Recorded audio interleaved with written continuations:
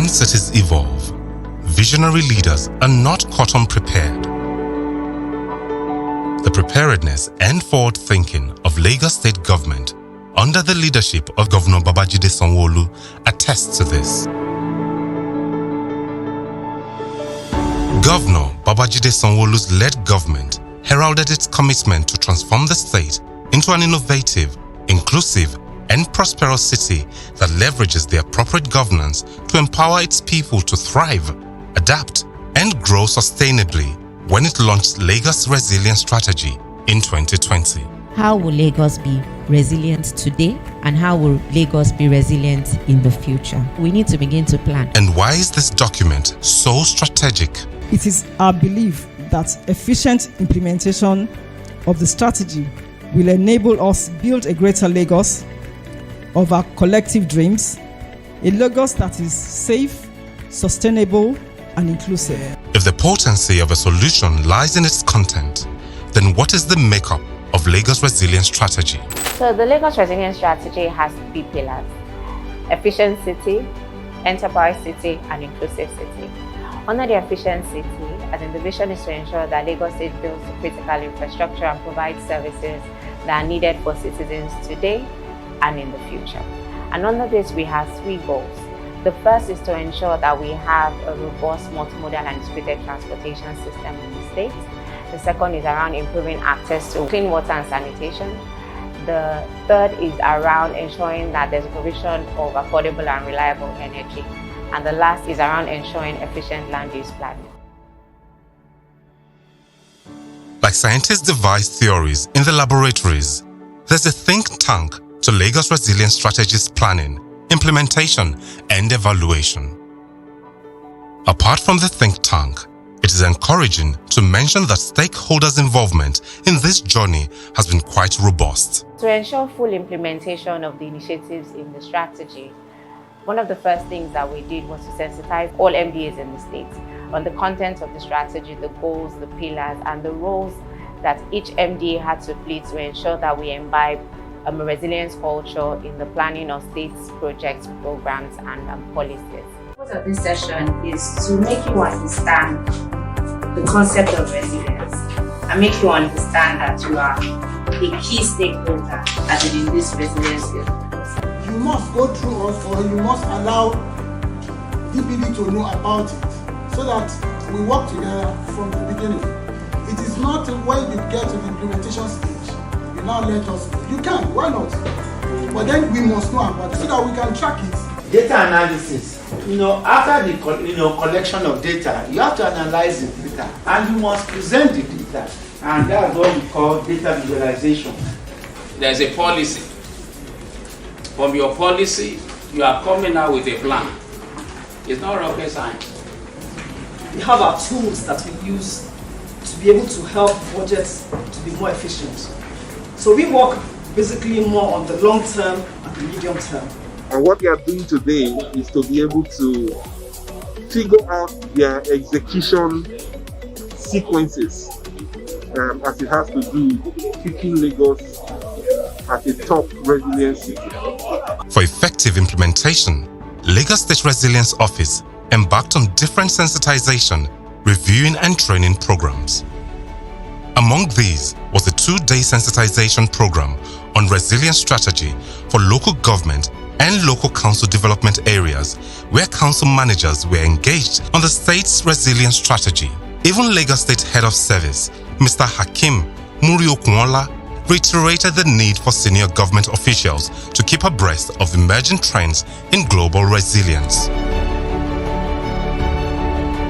The Chief Resilience Officer, Lagos State Resilience Office, Dr. Folayinka Dania, said the forum, the first of its kind, was aimed at reviewing the extent of implementation of the Lagos Resilience Strategy, LRS, since it was publicly released in February 2020, and identifying new opportunities to be integrated into the resilience agenda.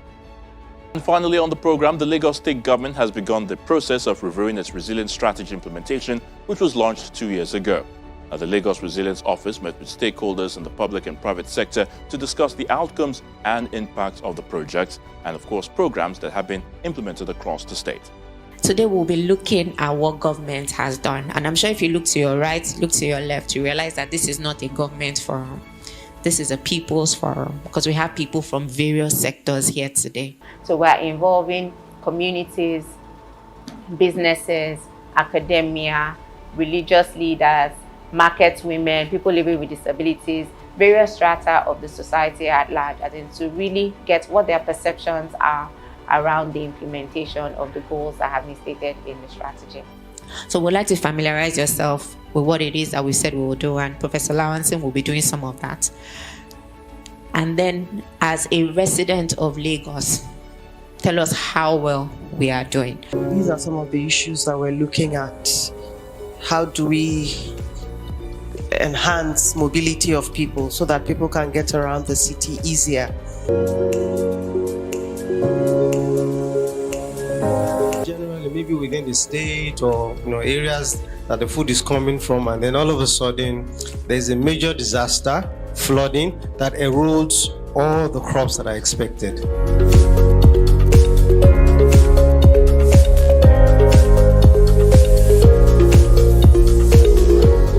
And definitely, many of these skills and talents these children have, many of them don't need chemistry and physics. They don't need mathematics. All they need is communication.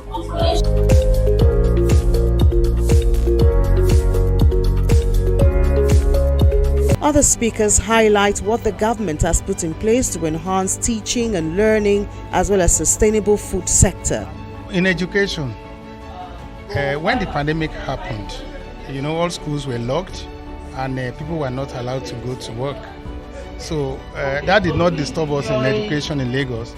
All our children are at home, but they are learning through virtual means.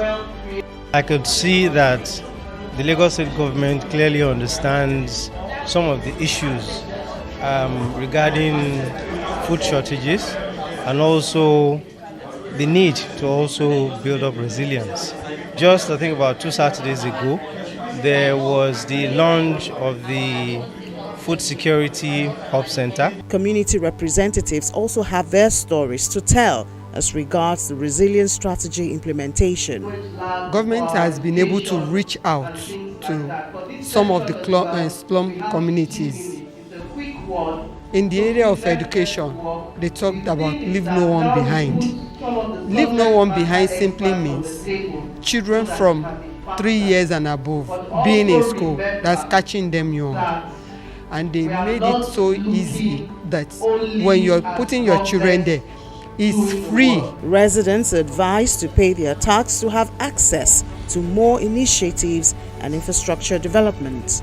Of the 31 initiatives in the strategy, I'm happy to say that all of them have begun to be implemented in one way, in one form or the other. Unfortunately, not all of them are moving at the same pace because at the end of the day, we need to prioritize based on the resources that government has.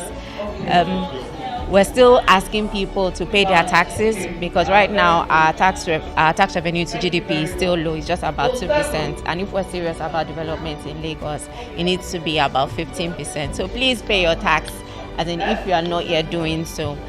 The 31 initiatives outlined in the resilience strategy document is already being actualized in the state in the area of traffic management, healthcare services, road construction, among others. And the Lagos State government believes that it's ready to improve its performance across board. Wow!